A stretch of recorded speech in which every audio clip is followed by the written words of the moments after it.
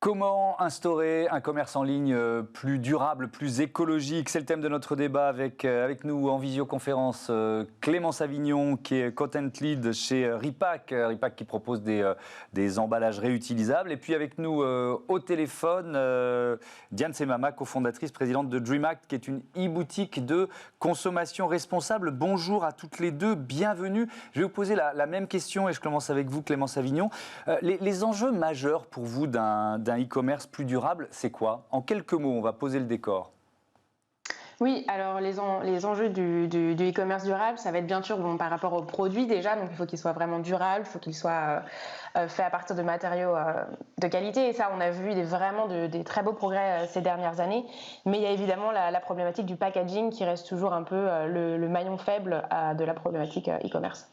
Le packaging, évidemment, et puis la livraison aussi. Diane Semama, vous placez quoi comme enjeu important, vous? Bonjour, c'est vrai un peu les mêmes. Nous, au cœur de notre activité, c'est déjà proposer des produits qui soient fabriqués localement par des artisans et des jeunes marques engagées.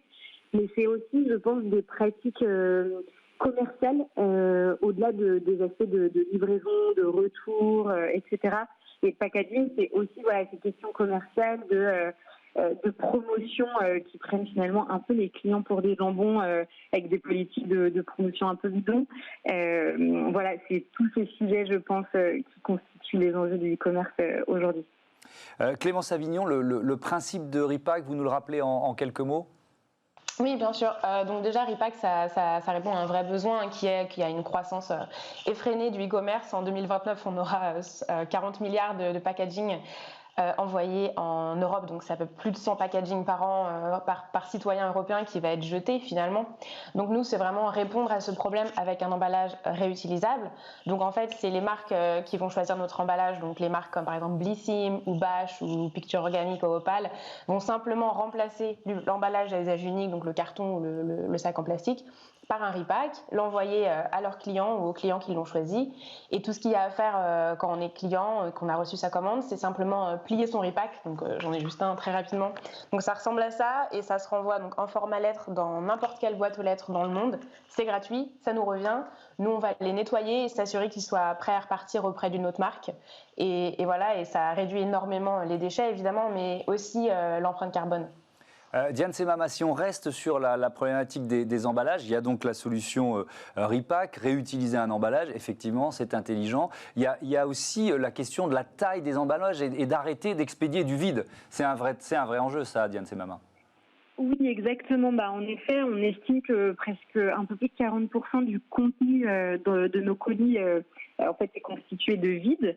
C'est notamment ce que permet d'empêcher des solutions comme Ripac où on travaille avec un confrère de Ripac sur notre plateforme et ça permet aussi quand ça passe en boîte aux lettres d'éviter en fait les échecs de livraison qui, par exemple, en 2018, c'est plus de 20 millions de colis qui ont été distribués une seconde fois parce qu'en fait, le livreur se heurte à une porte fermée à un client qui n'est pas là.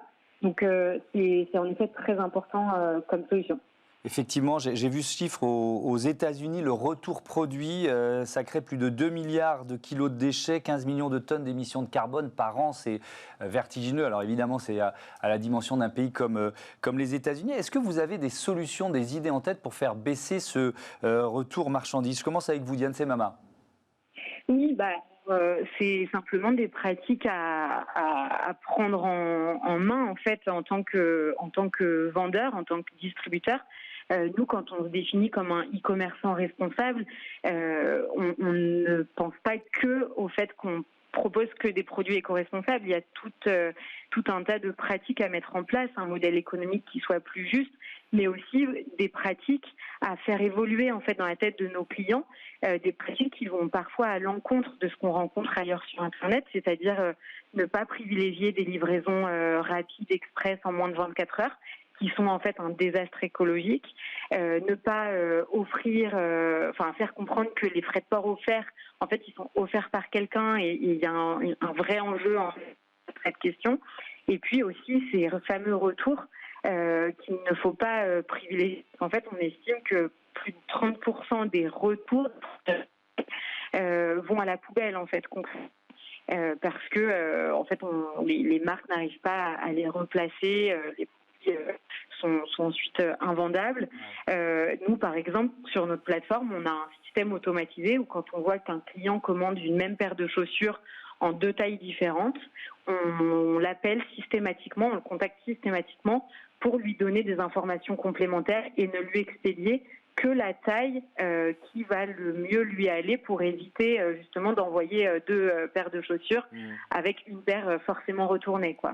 Clémence Avignon, est-ce qu'il faut changer peut-être la réglementation, par exemple interdire la destruction des marchandises retournées? Est-ce qu'il faut aller jusque-là ou est-ce qu'il faut laisser finalement les entreprises trouver des solutions comme celle que Diane Semama vient d'évoquer?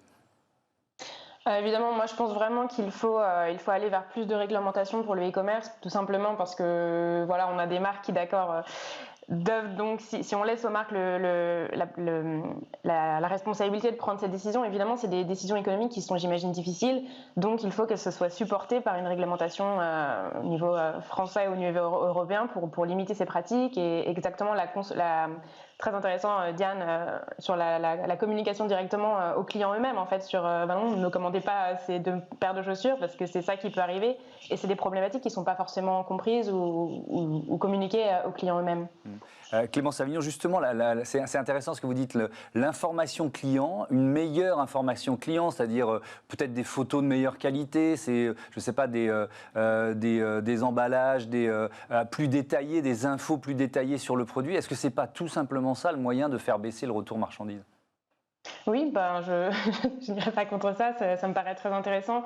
Nous, voilà, le seul moment où on privilégie un peu le retour marchandise, c'est vraiment pour tout sur des thématiques sur lesquelles on travaille aussi beaucoup avec les marques, c'est tous ces nouveaux modèles de business de location. Donc, on travaille avec beaucoup de marques maintenant qui font de la location et c'est aussi une belle manière pour les gens de recevoir des produits temporairement, mais en tout cas, c'est certainement pas des produits qui vont être détruits à la fin et c'est aussi une manière importante de réduire les déchets. Alors, Diane Semama, il y a ce que vous disiez, c'est-à-dire créer des outils qui permettent de rappeler les clients quand ils produisent, ils commandent quasiment 2 fois le même produit. Il y a aussi des solutions techniques. On avait reçu ici une société qui propose des casiers de livraison qu'on peut installer dans les immeubles. Vous avez d'autres idées comme celle-là, Diane Semama? Alors déjà, il y a le choix du transporteur, tout simplement. Aujourd'hui, nous, par exemple, sur Dreamact, on privilégie complètement, et d'ailleurs c'est presque à 100%, le transporteur de public qui est la Poste, tout simplement parce que au-delà du fait que la Poste ait instauré une livraison quasi neutre en carbone en remplaçant leur parc automobile par des véhicules électriques et en compensant leurs impacts, c'est aussi parmi les seuls logisticiens qui ne roulent jamais à vide, en fait, parce que dans tous les cas, les véhicules tournent pour le courrier, etc. Et donc, c'est déjà une bonne manière. Ensuite, il y a tout ce qui va être relais colis, qui peut être pertinent et qui est très pertinent. Déjà pour faire venir les clients dans les boutiques de leur quartier, pour faire vivre aussi, et je pense que c'est aussi là le rôle du e-commerce, c'est de ne pas prendre le pas sur le commerce physique, sur les petits commerçants physiques, ça c'est aussi important, ça doit être un effet de levier et non pas un concurrent. Et ces relais colis permettent justement d'éviter ces échecs de livraison fréquents et qui... Voilà, et pour finir, c'est aussi, comme je le disais, ne pas privilégier les livraisons express qui font que des livreurs, en fait, roulent souvent à vide sur un Paris-Marseille pour livrer un colis dans les 12 heures, quoi.